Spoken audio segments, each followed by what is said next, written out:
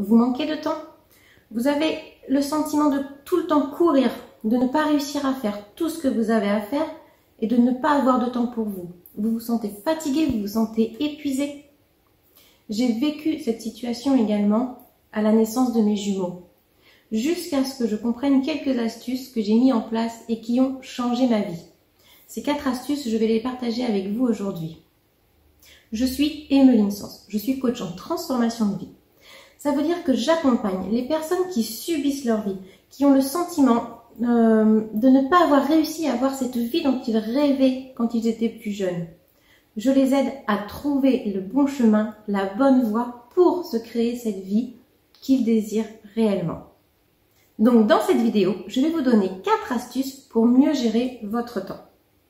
La première astuce que je vais vous donner, c'est de commencer par faire la liste de tout ce que vous avez déjà fait. Prenez une journée type et faites la liste de tout ce que vous faites dans cette journée. Notez absolument tout. Notez si vous regardez la télé. Notez lorsque vous préparez le dîner. Notez lorsque vous allez chercher vos enfants. Lorsque vous faites quelque chose pour vous, du sport par exemple, une sortie. Notez si vous allez boire un verre avec une amie. Notez absolument tout ce que vous faites dans votre journée. Ça va vous permettre de vous rendre compte que déjà vous ne faites pas rien, que tout ce que vous faites c'est déjà finalement énorme. Si par contre vous passez 3 heures devant la télé, là vous allez pouvoir vous rendre compte également que ce temps-là, c'est un temps précieux que vous auriez pu utiliser à autre chose. La télé, contrairement à ce qu'on croit, ne permet pas de nous reposer. Mentalement, c'est plutôt une fatigue, c'est pas un vrai repos, le cerveau n'est pas au repos dans ce moment-là. Il ne permet pas à votre corps de se reposer. Ça crée chez nous en plus une sorte d'addiction où on a tendance après à très vite retourner dans le canapé. Ça crée chez nous une perte de motivation.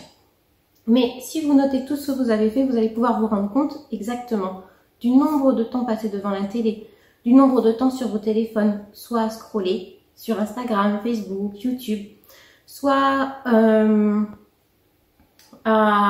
peut-être au téléphone aussi, je sais pas, converser.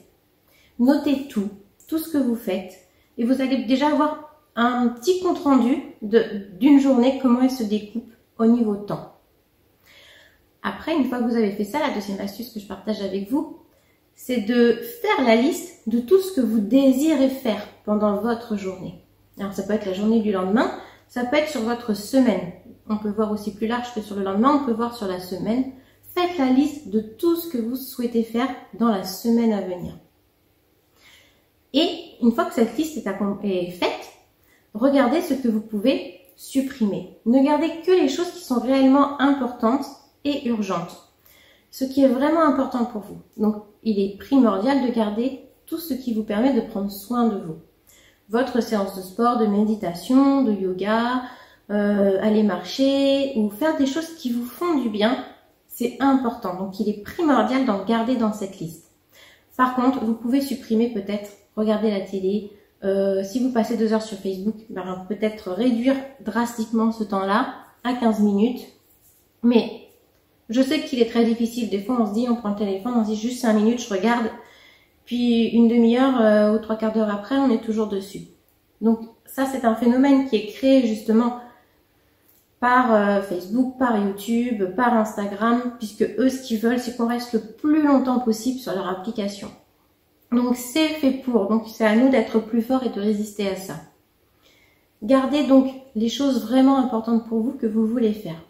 Et ces choses vraiment importantes, là arrive la 3e astuce, vous pouvez les planifier. Prenez un petit agenda, que ce soit un agenda électronique ou que ce soit un agenda papier. Personnellement, j'adore l'agenda papier, j'en ai toujours un avec moi, un super joli et tout. Et notez vraiment ce qui est important pour vous, où est-ce que vous pouvez le faire. Déjà, ça va vous permettre aussi de libérer votre mental, parce qu'une fois que c'est posé par écrit ou sur votre agenda électronique, vous savez que vous n'avez plus à y penser. En jetant un coup d'œil régulièrement sur l'agenda ou même en mettant des notifications, vous allez savoir à quel moment vous allez devoir faire telle ou telle chose. Donc ça, voilà, c'est la 3e astuce. Planifiez vraiment les choses importantes pour vous et vous verrez que vous allez pouvoir souffler. Vous allez pouvoir vous libérer de ça. Parce que c'est prévu, vous savez que vous allez pouvoir le faire à tel moment ou à tel autre moment. Et surtout, planifiez des moments pour vous. J'insisterai jamais assez là-dessus, mais c'est super important. La quatrième astuce que je vais partager avec vous, c'est tout ce qui prend moins de 2 minutes, faites-le maintenant. Vous avez quelque chose à faire, vous savez que ça prend pas longtemps, que vous en avez pour 2 minutes, faites-le. Une fois que c'est fait, non seulement vous libérez votre mental, mais vous n'avez plus à y penser. Vous êtes sûr que vous n'allez pas l'oublier, vous l'avez fait. 2 petites minutes, c'est rien, il vaut mieux le faire maintenant, vous serez beaucoup plus efficace que si vous vous dites « Ah oui, il faudra que je fasse ça, il faudra que je fasse ça, il faudra que je fasse ça ». Et puis finalement, voilà, c'est reporter, reporter, reporter. Donc tout ce qui prend moins de 2 minutes, faites-le maintenant. Et puis finalement, je vais partager une dernière astuce, c'est ma petite astuce bonus du jour. Il y en aura une 5e. La dernière astuce, ça s'appelle le one thing. Tous les jours, déterminez une chose importante pour vous à faire dans votre journée.